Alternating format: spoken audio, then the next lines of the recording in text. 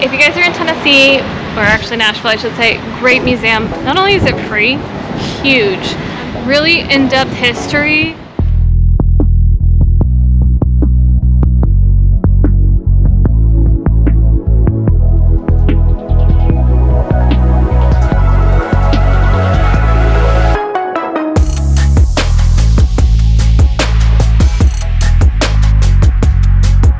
Thank you for watching our video. Please like, subscribe, comment down below to watch more of our videos. Thank you.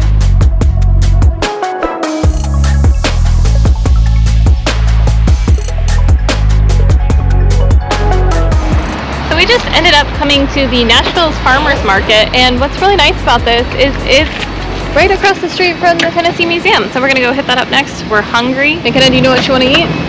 No? Just go check it out, see what's in there.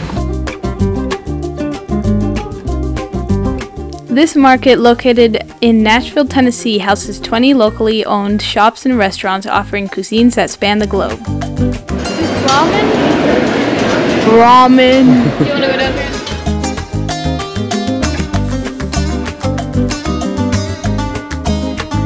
here? From Neapolitan wood-fired pizzas and gyro sandwiches to Jamaican jerk chicken and Korean food.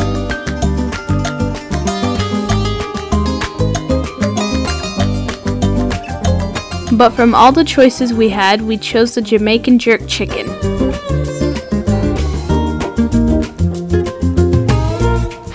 We just had a beautiful lunch.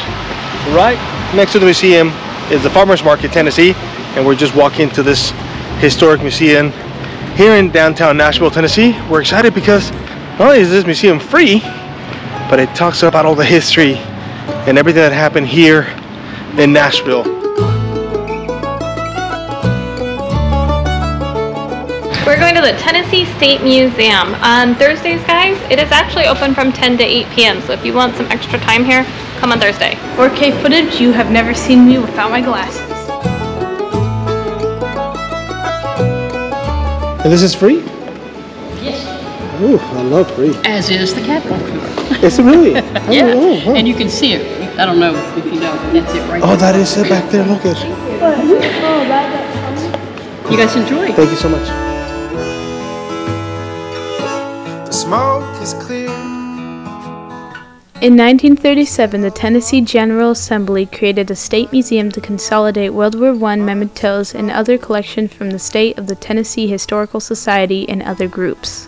The museum contains history about the Civil War, the Klan, World War I, World War II, natural history, civil rights movements, and slavery. Ring like bombs in my head.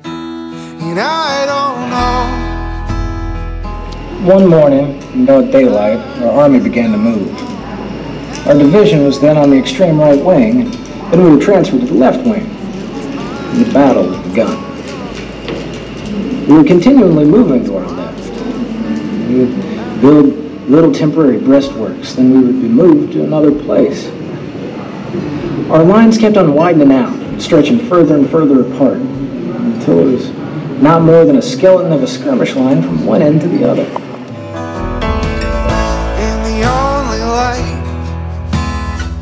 The Tennessee State Museum has permanent exhibits such as the first people living in Tennessee, Forging a Nation, which covers the Revolutionary War, and this exhibit highlights the challenges and achievements of everyday Tennessee women and men, free and enslaved, who built communities across the three grand divisions. The museum also has the Civil War reconstruction, which highlights the divided issues of the Union and Confederate and shows how Tennesseans struggled to find a place in a world without slavery during the era of Reconstruction. The Change and Challenge exhibit shows how African Americans resisted segregation and women fought for their right to vote, and challenges during World War I, the Great Depression, and World War II.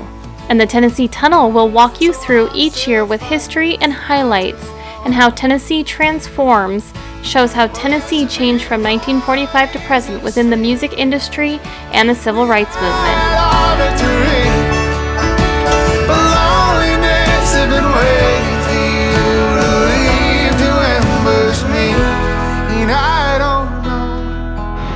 If you guys are in Tennessee, or actually Nashville I should say, great museum. Not only is it free, huge, really in-depth history from What would you say? Well, I mean, it started prehistoric. It goes throughout Tennessee, but a lot of the museum is specifically focused on the Civil War.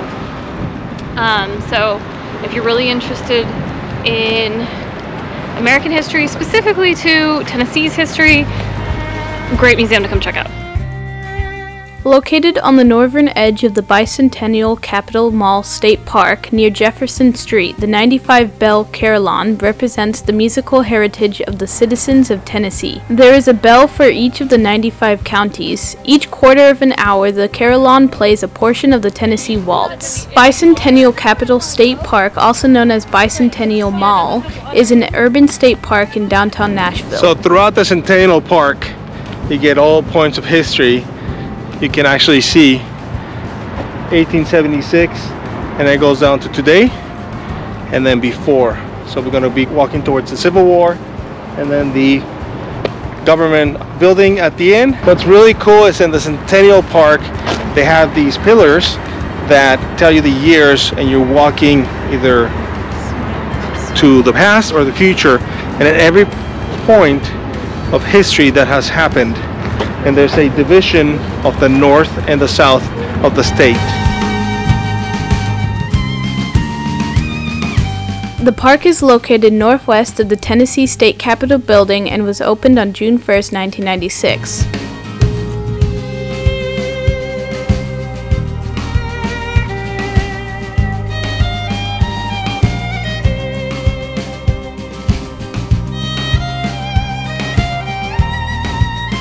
This is Nashville, Tennessee. Tennessee's state capitol.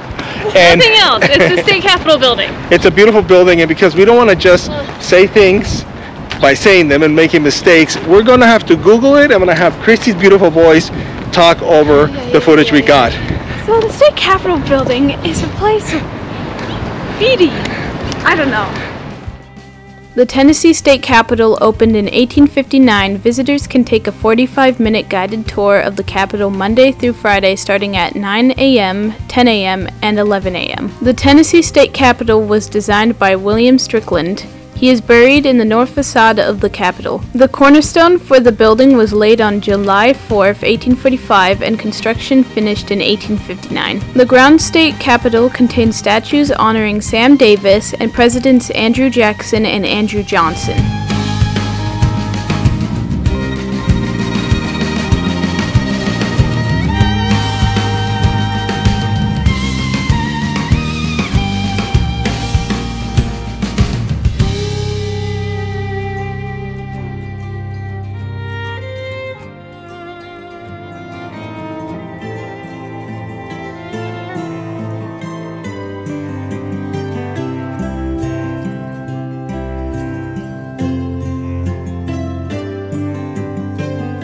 Nashville's nickname, the Athens of the South, influenced the choice of the building as the centerpiece of the 1897 Centennial Exposition.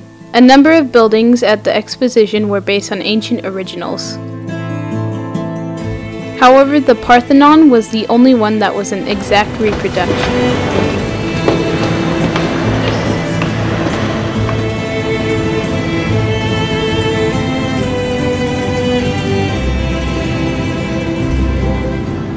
She's the patron goddess of Athens, which means she's their main goddess.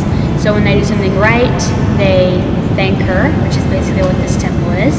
She's also the goddess of wisdom and war strategy and weaving, also, which is a little random, but that's why she has the cool dress called a peplos.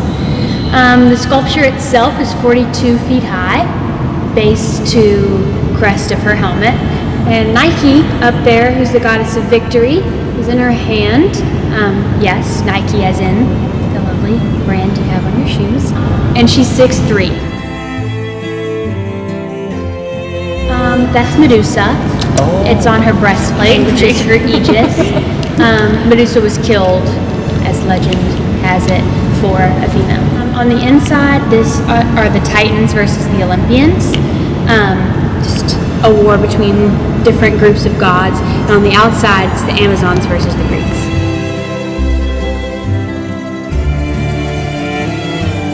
They're 7.5 tons. They're 6.5 feet wide, 1 foot thick, and 25 feet high, I think.